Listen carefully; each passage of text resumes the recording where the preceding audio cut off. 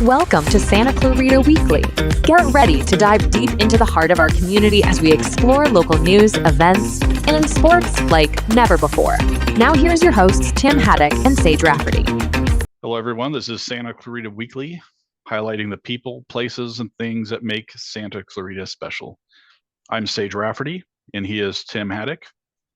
We will be talking about the 2024 primary election. Then we're going to go pivot into sports and talk about the West Ranch girls basketball team and talk about the Los Angeles Dodgers. Tim, do you want to start talking about Prop 1? Yes, we'll start with Proposition 1. It's on the ballot. It's an idea from Governor Gavin Newsom, and it's been supported by lots of politicians in Southern California, Mayor Karen Bass in particular. And it is a funding proposition to provide services, provide housing for people with mental illness, for people with who are substance users. And there's a provision in it to help veterans in particular find housing, find services, and especially help veterans who have addictions. It's a huge price tag on this proposition. It's over $6 billion that is supposed to be paid in bonds, and it is about, well, the votes are about 50-50 on this right now to pass. So it could go either way. Yeah, it's on a razor's edge right now. It's winning, but it's winning by barely over 50% right now. And we probably won't know the outcome of this election, of this proposition, for a few days. It's going to take a while to count all the votes on this one. But at the same time, it sounds like a great idea. It sounds like a great idea because it addresses a lot of problems people in California, people in Santa Clarita in particular, like to complain about. You know, it is going to help the homeless population. It's going to find housing for people who are struggling to find housing, to find shelter. It's going to help people who are mentally ill, who are looking to find shelter. And it's going to address the drug problem in a lot of communities. It's going to provide services for people who have substance use addictions. And on top of everything else, there is about $1 billion set aside in this proposition to help veterans who are in that same boat, who are faced with homelessness, who are facing addiction, and who are struggling. Yeah, so one of the biggest advocates for Prop 1 was Governor Newsom. And one thing he was saying about Prop 1 was it would help to get people off the streets and out of tents and into treatment. Mm-hmm. The Yes on Prop 1 campaign spent around $21 million on the campaign. The opponents to the proposition really didn't spend much at all. But $4.4 billion of this, if this passes, are going to go to build about 6,800 inpatient mental health and substance abuse disorder treatment beds. So the Department of Healthcare Services would award grants to counties and local organizations to construct and really acquire or expand treatment facilities and treatment capacity. And then I know Project Home Key was the other one that you're kind of touching upon. That's going to get $2 billion to build over 4,000 units of housing for people with mental health and addiction challenges. A little bit more than half of those units, like you said, the $1 billion will go to homeless veterans. Right. They all sound like great ideas. All of this sounds like it will be used to address problems that a lot of people have, a lot of people like to complain about. The critics of this bill, of this proposition, say that all of these ideas are being funded now. There was a law that passed about 20 years ago that was supposed to address the homeless population. It was supposed to address mental illness and provide services for people who are living on the streets and have addictions and have substance use problems. And the critics say that the money's there, the money's already there. It's just not being used properly. So it the critics didn't put a lot of effort into fighting this, but it's still having a problem passing. And it kind of boggles my mind a little bit, because this is a problem. Like I said, I hear a lot of people in Santa Clarita complain about, and they want to help the homeless population. They want to help veterans. They want to help substance users. And this is giving the funds to do that. So I don't understand. I don't understand why it's having such a hard time passing. I knew, there will always be people who think that the money should go somewhere else, but this seemed like a no-brainer to me. Yeah, this should have been an easy win for Governor Newsom and Karen Bass. I know they were big proponents of this. So it is very surprising to see this teetering sort of on the edge. And it's winning right now, but just barely. Barely, yeah. If it does win, it's going to win by a very small margin. The way it's going right now, and it could go either way. I mean, this could turn into a no vote with the next round of votes that are counted. Let's pivot and talk about some of the other races. Okay. In the primary, one here was the congressional race between Mike Garcia and George Whitesides. So there were some surprising things, I think, in this election, this primary election. One is Adam Schiff won. Adam Schiff and Steve Garvey made it through. So that, I don't think anybody was really surprised. We thought that maybe Katie Porter had a shot, but she was actually pretty far behind Steve Garvey. So that's one thing. And the other thing was the special primary, which it looks like Adam Schiff and Steve Garvey are making it out of that one. But Steve Garvey is actually winning that right now. He's actually topping Adam Schiff, who basically the Democratic vote is split. That's okay. No, the vote is split. The vote is split between three Democrats, even in the race to finish off Dianne Feinstein's term. So the logic would say that the three Democrats who split that vote will push the Democrat over the top in the general election. The people who didn't vote for Adam, who voted for Katie Porter and for Barbara Lee in the primary, will most likely vote for Adam Schiff in the general election. And that should be plenty for Adam to overcome whatever lead Steve Garvey has right now. And it's a small lead. It's not like Steve Garvey has this insurmountable lead over Adam Schiff in the primary. And on top of everything else, California just doesn't elect Republicans to federal offices anymore, but especially for Senate, especially for president. And this shouldn't be any different. I don't see how Adam Schiff could lose the general election to Steve Garvey. Yeah, so one of the things that I took away from this, and votes are still being counted. I mean, most of the votes have been counted, but there's still votes coming in, and they'll be coming in till the end of the month. But the one thing I took out of this is that Republicans are very motivated. They turned out in huge numbers compared to Democrats. Democrats really didn't turn out. But we can see that within the congressional race, the CA-27 congressional race, where Mike Garcia is right now pretty far ahead of George Whitesides. And there was a third candidate in the race, Steve Hill, who took some votes. But even if you add Steve Hill's votes to George Whiteside's count, he still would be well below where Mike Garcia is right now. So, we saw the Senate race with Kip Muller versus Suzette Valadares.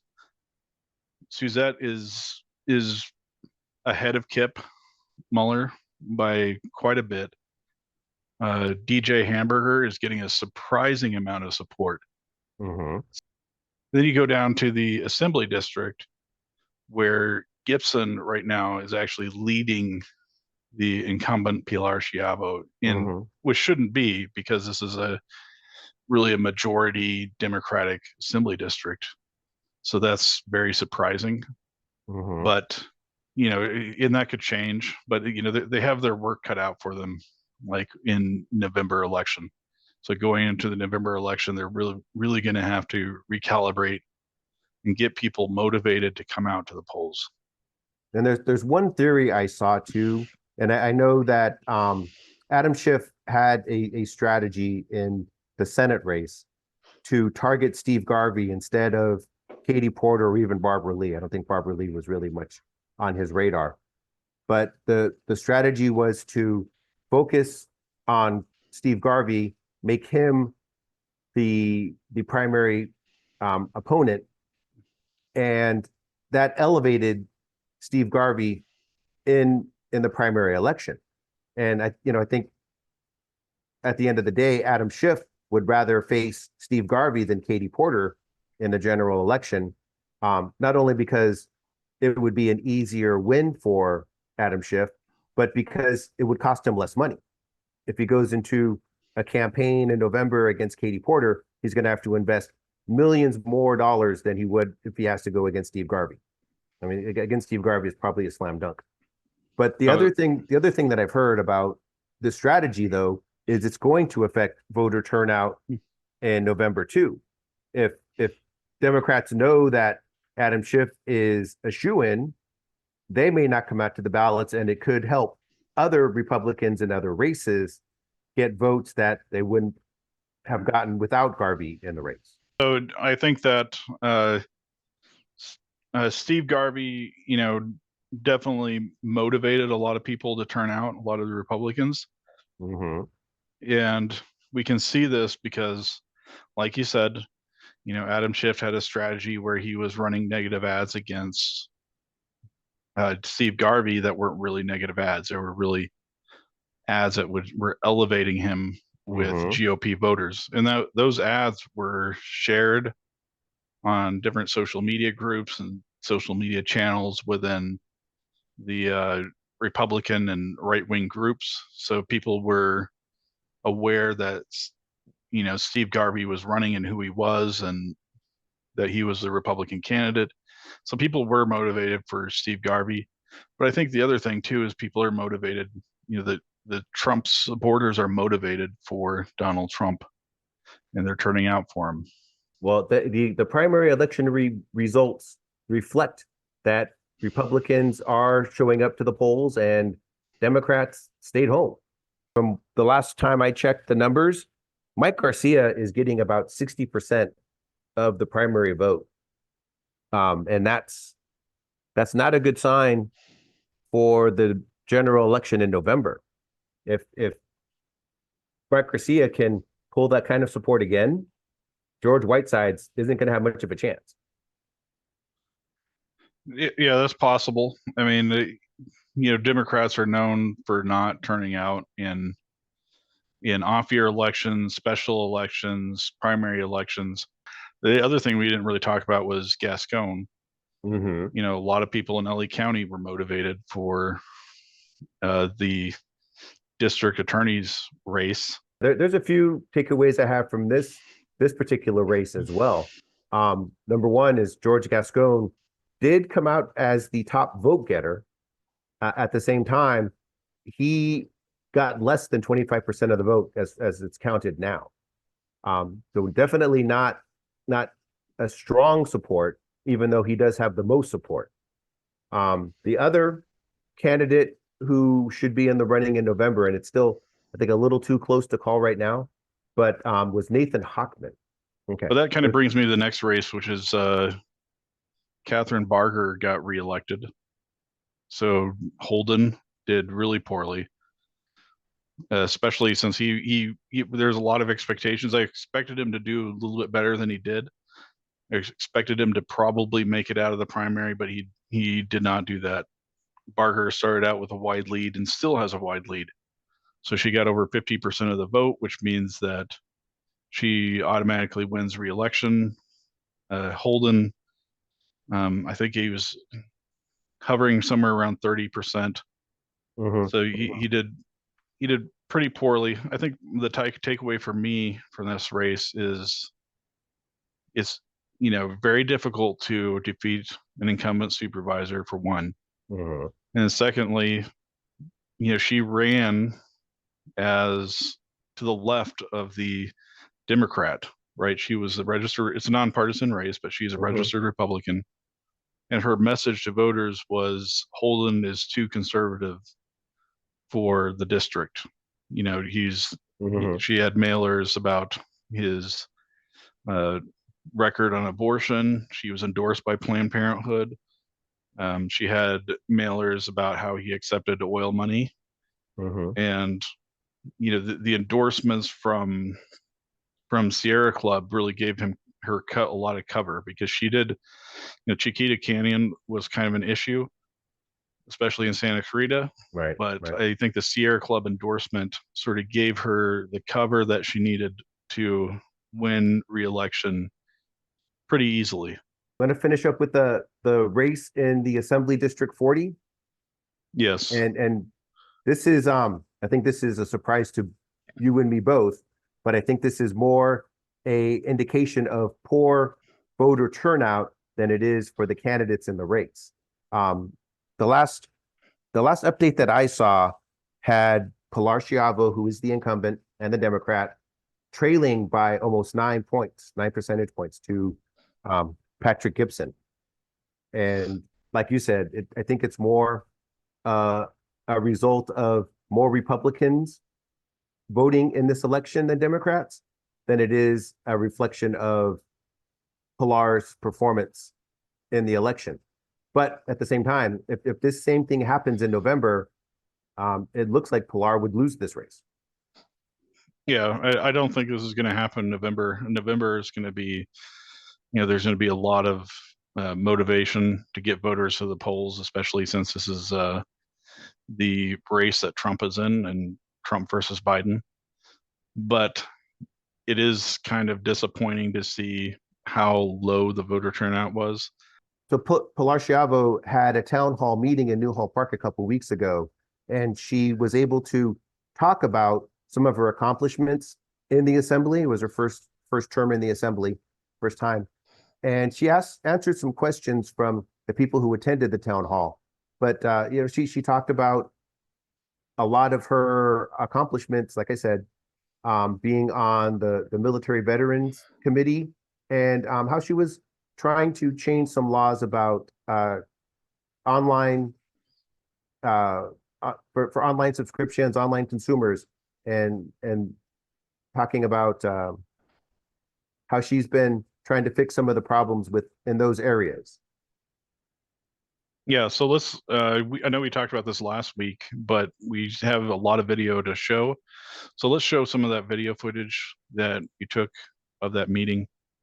Actually, I'm also the chair of the Military and Veteran Affairs Committee, and so we have a whole package of bills around veterans to support veterans. One of them is making sure that we have more financial support for reservists.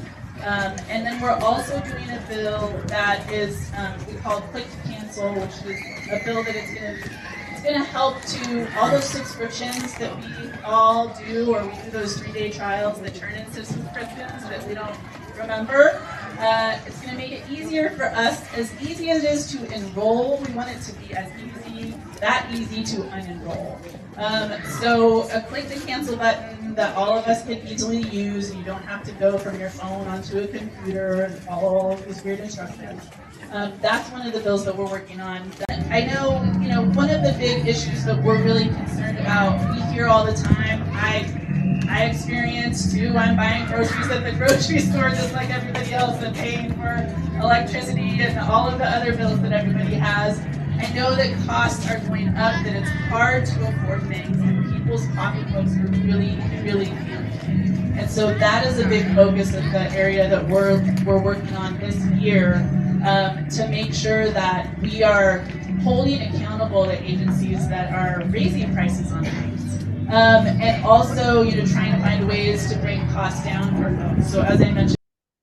And she also talked about the landfill, and she also talked about inflation and how it's kind of funny because she talked about how inflation's affecting her and her family. It's just not affecting the people in the community. She's noticing how high prices and rising costs are affecting her budget and her lifestyle.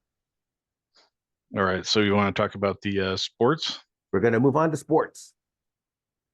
All right, so let's talk about West Ranch girls basketball team. Okay, so the West Ranch girls basketball team, they made their run in the CIF state tournament. They were in the Division IV state tournament. They won their first game. It was they had a very good performance in the first game, knocking out Arleta. They moved on to the second round to play the top seeded team in the Southern California bracket. That was Newbury Park. And they after beating Arleta, they lost to Newbury Park 51-42. And that ended their season. So they made it to the second round of the state tournament, and they ran into one of the best teams in Southern California, maybe one of the best teams in the state. And that's where they ended their season. So nice run for the West Ranch girls. They made it to the semifinals of the CIF Southern Section Division 5A playoffs, and they got into the state tournament. They won the state tournament playoff game, and I don't know what to say. I mean, they had a great season, and even though it ended with a loss, I think they can be proud of how much they accomplished this year. So looking back at the whole season, what are your thoughts on the team's performance? This was a team that struggled during the regular season. They didn't have a great league season, and in the playoffs, they found a way to go on a nice run. They found a way to beat some quality teams, and for whatever reason, they rose to the occasion, and it was nice to see. It was nice to see them win some games against some very good teams in the playoffs, and then get to the state tournament and play a level of competition that they probably haven't seen. They probably haven't seen these type of teams in a while. So they rose to the occasion. They played with a lot of confidence, and they had a lot of success. So it was nice to see. It was nice to see them finish strong and have a nice way to go into next season with all the success that they had this year. Let's talk about the Dodgers. So the Dodgers have made a couple of roster moves. One in particular was they re-signed Kike Hernandez. Now, Kike Hernandez isn't a superstar. He isn't going to make an all-star team. He's not going to be one of the best players in the league, but he is a valuable piece for the Dodgers, and he's been a valuable player for them in previous seasons. He can play multiple positions. He's played, I think, every position in the infield. He can play all the outfield positions. I think that if he was asked to pitch, he could probably pitch an inning if it was a blowout game, or if it was a pinch for the Dodgers to get an out or two at the end of a game. So he's a very valuable piece, very good defensive player. Underrated, I think, all of his career. He's always been one of the best defensive players in the league, and just an average hitter. He doesn't do a whole lot at the plate, but he doesn't make a lot of mistakes either. So he will be a nice player to have back on the team. And I know that manager Dave Roberts likes having these type of players on his roster. You can play him anywhere. He doesn't have any doubts about his abilities defensively, and he'll be a valuable piece in this team as the season goes on. So Shohei Ohtani, who is a star player, announced that he's getting married. So how do you think Ohtani's marriage announcement is going to affect his performance or the team's dynamic? Yeah, he didn't announce he was getting married. He is married. And he did this under the radar. He did this while he was in Japan. And to be honest, we don't know a lot about his wife. We don't know a lot about her. He just said that she is from Japan, and he didn't want to bring a lot of attention to her. She doesn't want a lot of attention. And so he kept it on the down low for a couple reasons, just because she's not comfortable with all the attention. But at the same time, he said he wanted to make the announcement before the season started so that there wouldn't be a whole lot of attention on that instead of the baseball. That being said, he seems to enjoy being married. He's been one of the, he's already one of the best players in baseball, regardless of if he's married or not. But his first few games in spring training, he's been awesome. I think the first 3 games that he was batting over 700. He had a triple and a home run. You couldn't get him out. I think the last game he played yesterday or on Monday was the first time he went 0 for 3 when he didn't get a hit in the game. So it looks like being married suits him, at least for the first few games. And he seems to be a happy baseball player right now. And he even said that. He said he's in a good place. He's in a happy place. And he wants to, he just wants to make the best out of this season and do the best that he can. So with this new team and all these new additions in this upcoming season, how excited are you about the Dodgers prospects this year? The Dodgers, and it's the baseball experts have said the Dodgers have put together one of the best lineups that ever in the history of baseball, that's ever been assembled. The top 4 hitters could all be all-stars. They got Mookie Betts, Freddie Freeman, Shohei Ohtani, and Will Smith. And they've all been all-stars in the past. They've all had, 3 of them have had MVP seasons. So the star power is huge on this team. The top 4 players are arguably the best in baseball. They have the best top half of the lineup that baseball has ever seen. So offensively, I think they're going to score a ton of runs. I think they're going to be a nightmare for pitching staffs. And they're going to be a fun team to watch just because they are going to be hard to get out. They're not going to make a lot of outs. They're going to be scoring a lot of runs and being in a lot of high-scoring games. But I've said in the past that the problem this team will have is pitching. And one of those problems is that Shohei Ohtani, who can pitch, who's been one of the top pitchers in baseball when he is able to pitch, won't be able to pitch next season. He's going to be recovering from arm surgery, and that's going to not make him not allow him to pitch for a whole year.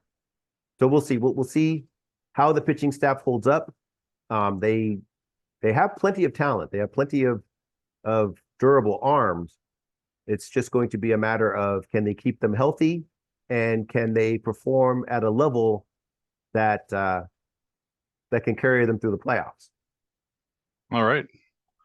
Well, that's our show. So thanks for joining us on Santa Clarita Weekly. We'll be back next week for more stories from the Santa Clarita Valley and more sports. Thank you. Thank you for listening to Santa Clarita Weekly. You can watch the show on Santa Clarita Star's YouTube channel and Facebook page, as well as listen in on the radio at KQRU 107.9. The show is available on Spotify, Apple Podcasts, and Google Podcasts.